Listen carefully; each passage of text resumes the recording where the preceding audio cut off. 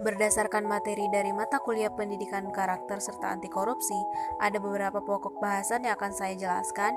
Yang pertama yaitu pengertian korupsi, yang kedua penyebab terjadinya korupsi, yang ketiga berbagai strategi serta upaya pemberantasan korupsi, yang keempat dampak masif korupsi, yang kelima nilai serta prinsip anti korupsi, dan yang terakhir adalah gerakan anti korupsi seperti peran masyarakat maupun mahasiswa dalam menyikapi korupsi. Nah, pasti timbul pertanyaan, apa sih korupsi itu? Secara garis besar, korupsi merupakan sebuah tindakan pengambilan dana dengan skala yang besar sehingga merugikan negara serta masyarakat luas. Namun dalam artian yang lebih luas, korupsi juga dapat diartikan sebagai tindakan setiap orang dengan tujuan untuk menguntungkan diri sendiri, orang lain maupun sebuah korporasi. Juga menyalahgunakan kewenangan, kesempatan, ataupun sarana yang di dalamnya terdapat jabatan atau kedudukan yang dapat merugikan keuangan negara ataupun perekonomian negara. Selanjutnya adalah faktor penyebab terjadinya korupsi. Secara garis besar, penyebab terjadinya korupsi yaitu adanya kesempatan, sanksi yang kurang memberi efek jera, yang ketiga adanya kebutuhan, serta yang terakhir adalah lemahnya hukum yang mengatur atas tindak kejahatan tersebut. Adapun secara spesifik terdapat dua faktor penyebab terjadinya korupsi, yakni faktor internal atau dari dalam, seperti aspek moral, pola hidup konsumtif, pengaruh dari keluarga maupun diri sendiri. Aspek perilaku individu merupakan salah satu faktor mengapa terjadi tindak korupsi, seperti sifat tamak atau rakusnya manusia.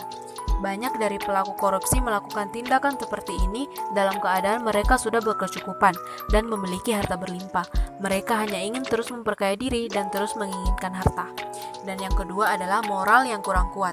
Tentunya, orang yang moralnya kurang kuat pastinya akan mudah untuk tergoda untuk melakukan tindak korupsi. Godaan ini bisa saja datang dari atasan, teman akrab, bawahan, pihak lain yang memberikan kesempatan. Dan selanjutnya adalah gaya hidup yang konsumtif. Orang yang gaya hidupnya terlalu konsumtif pastinya akan terus haus akan harta untuk memenuhi kebutuhan hidupnya, bahkan dengan menggunakan cara-cara yang salah untuk meraih kebutuhannya tersebut. Salah satunya adalah korupsi.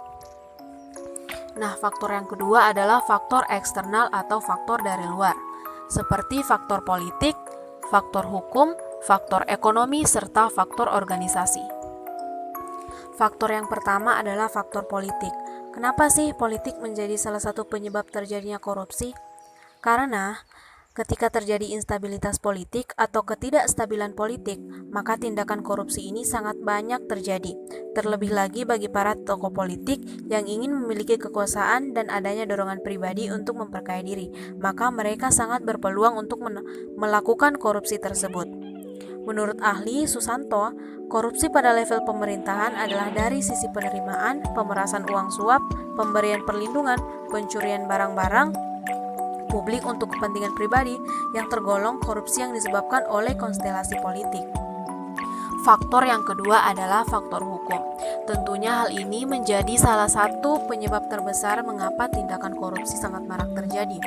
Karena jika dilihat dari dua sisi yaitu aspek perundang-undangan dan aspek lemahnya penegakan hukum.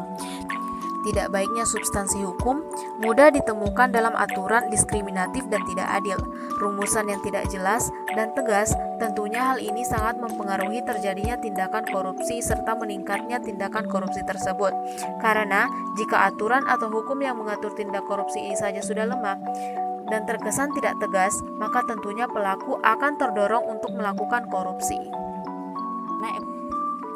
Selanjutnya adalah faktor ekonomi. Ini menjadi faktor utama untuk tindak korupsi karena terkadang korupsi seperti pejabat yang melakukan tindakan ini terlepas dari kembali laku setiap orang. Dan yang terakhir adalah faktor organisasi. Organisasi dalam hal ini dalam artian yang lebih luas termasuk sistem perorganisasian lingkungan masyarakat. Organisasi yang menjadi korban korupsi atau di mana korupsi terjadi biasanya memberi andil terjadinya korupsi karena membuka peluang atau kesempatan terjadinya korupsi. Kebanyakan dari para pejabat mengikuti sebuah organisasi dalam lingkup pemerintahan karena mereka memiliki niat terselubung seperti korupsi. karena dalam aspek organisasi ini mereka memiliki peluang yang lebih besar bagi para anggota untuk melakukan korupsi. Aspek-aspek penyebab terjadinya korupsi dari sudut pandang organisasi yakni kurang adanya teladan dari pimpinan, tidak adanya kultur organisasi yang benar, sistem akuntabilitas dari instansi pemerintah kurang memadai, dan yang terakhir adalah manajemen cenderung menutupi korupsi di dalam organisasi tersebut. Pokok bahasan selanjutnya adalah dampak masif dari korupsi. Nah, dampak yang pertama yaitu aspek ekonomi. Tentunya korupsi akan sangat mempengaruhi perkembangan ekonomi negara, apalagi di bidang investasi dan kegiatan ekonomi negara lainnya. Perekonomian akan merosot serta ongkos niaga negara akan meningkat karena korupsi meningkatkan kerugian dari pembayaran ilegal. Selanjutnya adalah dampak sosial dan kemiskinan rakyat. Tentunya karena tindakan korupsi, hal ini akan meningkatkan angka kriminalitas.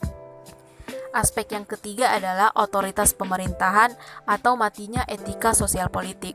Karena politik merupakan hal yang sangat dominan kekuatannya, sehingga ketika politik ternodai dengan adanya kesalahan dari anggota aparat politik, maka hal ini tentunya akan membuat otoritas aparat politik tersebut runtuh.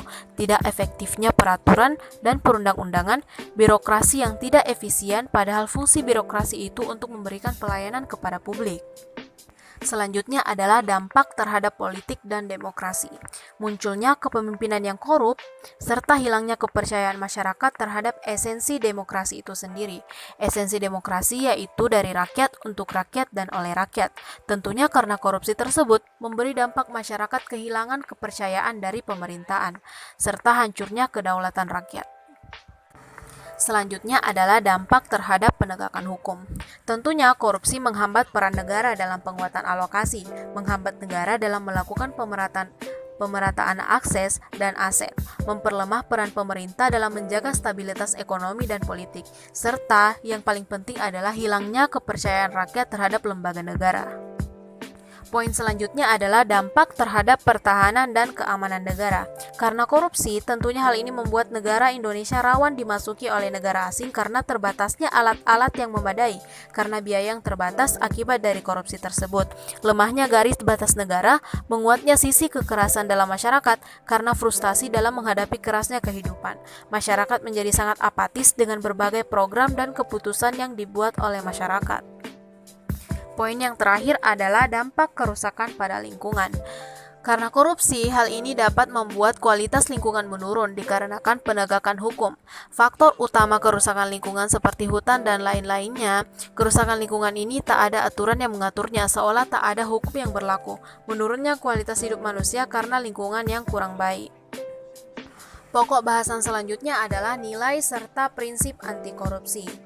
Nilai-nilai anti korupsi seperti kejujuran, kepedulian, kemandirian, kedisiplinan, pertanggungjawaban, kerja keras, kesederhanaan, keberanian, serta keadilan. Itulah nilai-nilai dari anti korupsi. Sedangkan prinsip-prinsip dari anti korupsi seperti akuntabilitas, transparansi, kewajaran, serta kontrol kebijakan. Adapun upaya dalam memberantas korupsi, ada 5 poin yang telah saya kumpulkan. Yang pertama adalah menghukum seberat-beratnya pelaku korupsi. Yang kedua adalah bekal pendidikan seperti sosialisasi termasuk pendidikan agama. Yang ketiga adalah reformasi sistem dan lembaga pemerintahan untuk memperkuat penegakan hukum terhadap para pelaku tindak korupsi. Yang keempat adalah setiap negara atau masyarakat serta organisasi untuk mencari cara mereka sendiri untuk menemukan solusi. Dan yang terakhir adalah upaya penanggulangan kejahatan korupsi, baik itu dengan hukum pidana maupun di luar dari hukum pidana. Penanggulangan dengan menggunakan pidana atau penal yang bersifat represif atau pemberantasan, dengan memanggil atau menggunakan hukum pidana dengan menghukum atau memberikan pidana atau sanksi kepada para pelaku korupsi. Sedangkan yang di luar dari hukum pidana atau non-penal yang merupakan tugas KPK oleh Deputi Bidang Pencegahan yang di dalamnya terdapat Direktorat Pendidikan dan Pelayanan Masyarakat. Hal ini bersifat preventif atau pencegahan. Contoh dari non-penal ini sendiri yakni sosialisasi dan pelayanan masyarakat lainnya. Selanjutnya adalah upaya penanggulangan tindak korupsi menurut para ahli. menurut J. Peter Hofnagels yang menamai korupsi sebagai politik kriminal, bahwa penanggulangan kejahatan korupsi terdapat 3 poin.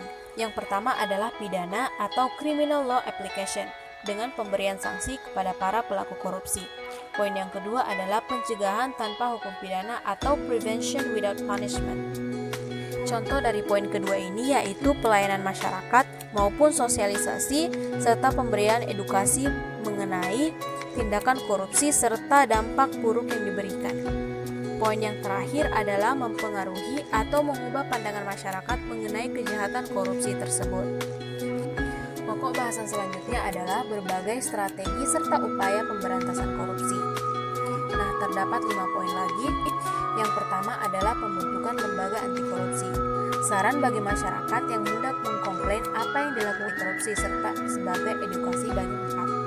Poin yang kedua adalah memperbaiki kinerja lembaga peradilan, baik tingkat kepolisian, kejaksaan, pengadilan, dan lembaga pemasyarakatan, bahwa pengadilan adalah jantungnya penegakan hukum yang harus bersikap imparsial atau tidak memihak, jujur, serta adil.